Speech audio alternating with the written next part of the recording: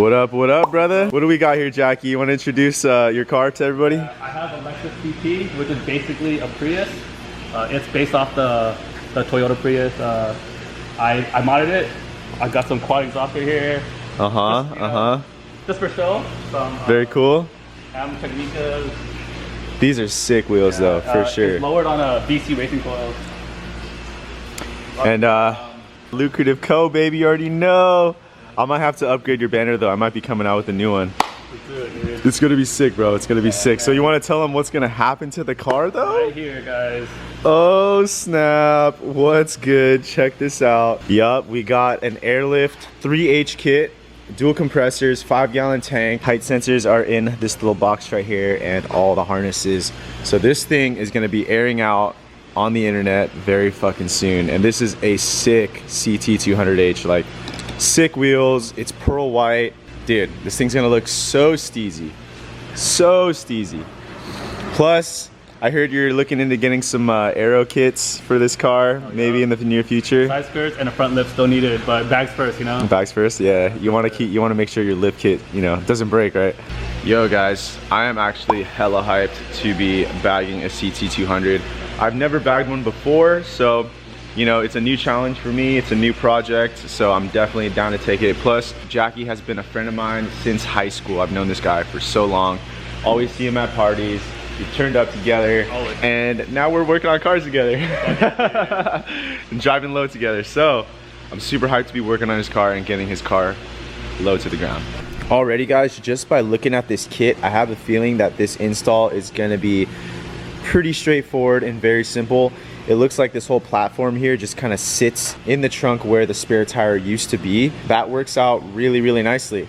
And plus I don't have to mount anything. It's all kind of already mounted, which is nice. All I have to worry about is running the air lines and the height sensor harnesses. So we just got the full trunk trim kind of laid out over here. Pulled everything out, very straightforward.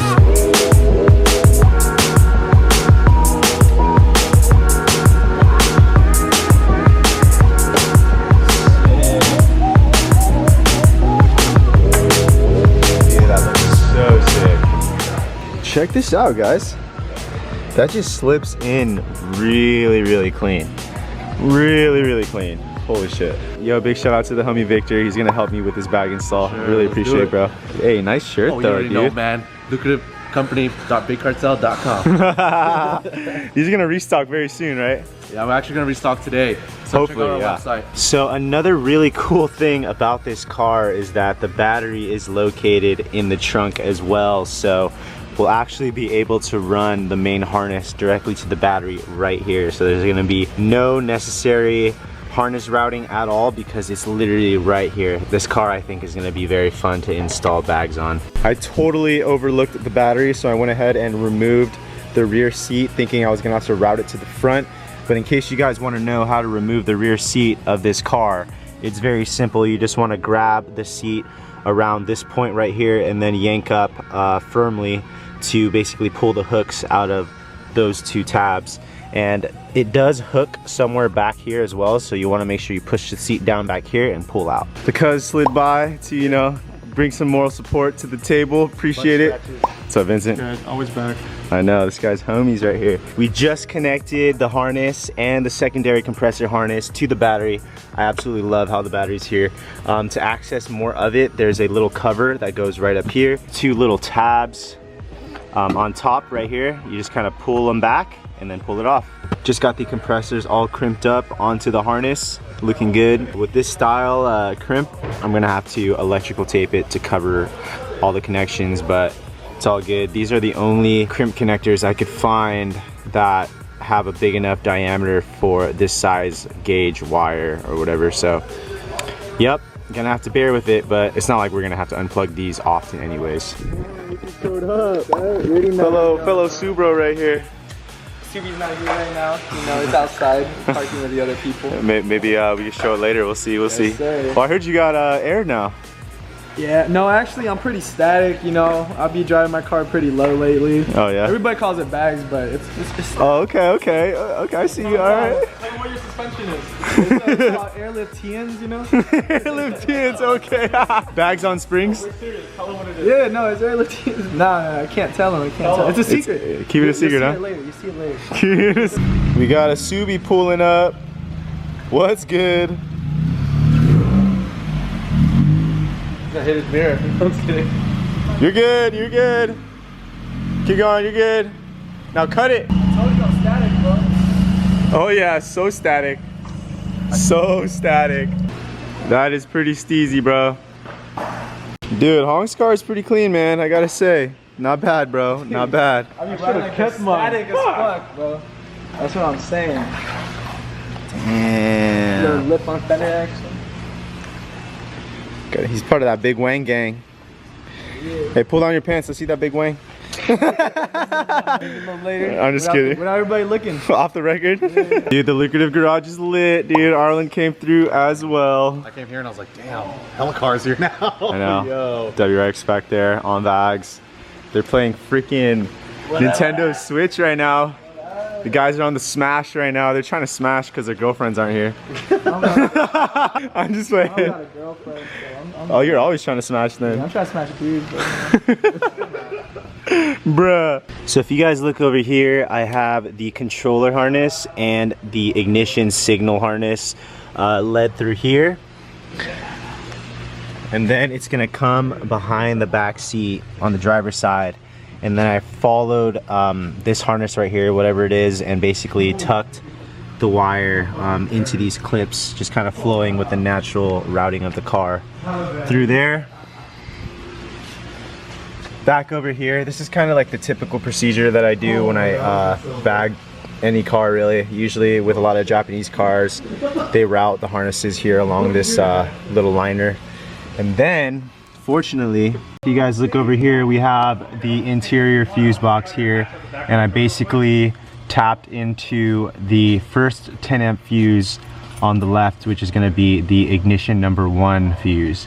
So I tapped that into there and I'm good, and basically zip tied everything to the harness here, and then we have the controller wire just tucked and zip tied under there. If you guys can see it, I don't know if that's a good angle, but I basically just fastened it to whatever wires were already tucked up there.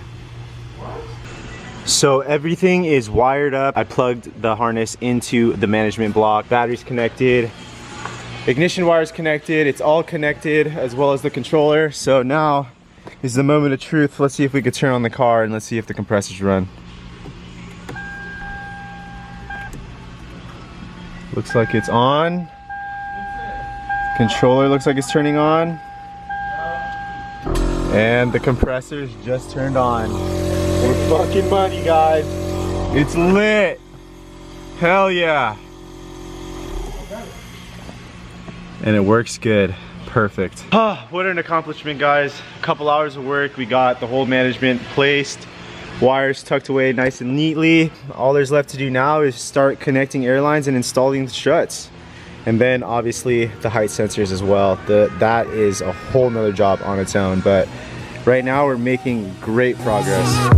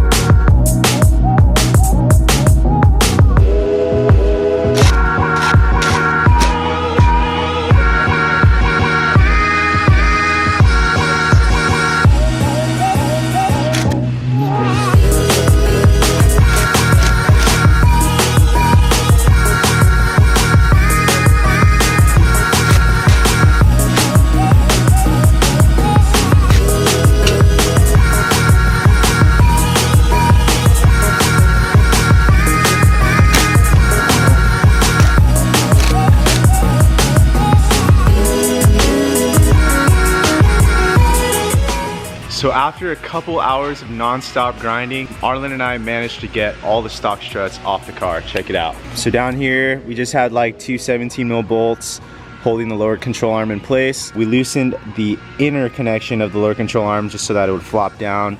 Very straightforward. And then if you go up top here,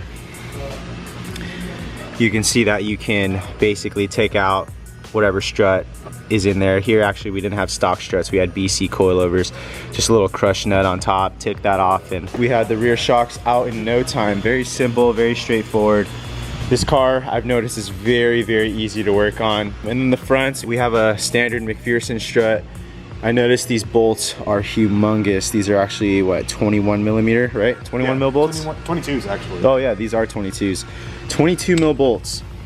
And yeah, it was pretty straightforward. And then we had to take off the plastic weather trim up here to kind of access these top hat bolts, which we managed to get off very simply with the help of my good friend Arlen here. Thank you, bro. Appreciate you. After a couple hours of work, we have the front air struts all in place, and we have the rear almost all in place. We have the strut in place, but not the bag. And the reason why I left the bag undone or just off the car is because I don't have the airlines routed yet. And because the airlines kind of feed onto the bottom of the bag, it's kind of difficult to access once it's installed already. So my idea, the whole idea behind this is to route the airlines first, connect it to the bag, and then install it. That way I'm not caught just removing and installing and removing and installing. So there it is, guys. So that's basically gonna do it for today's vlog. We got a lot of work done in a pretty fair amount of time, so that's gonna do it. I hope you guys enjoyed today's video. Please hit the like button, leave a comment on what you guys think, and don't forget to subscribe, and I'll catch you in the next video. Peace out, guys.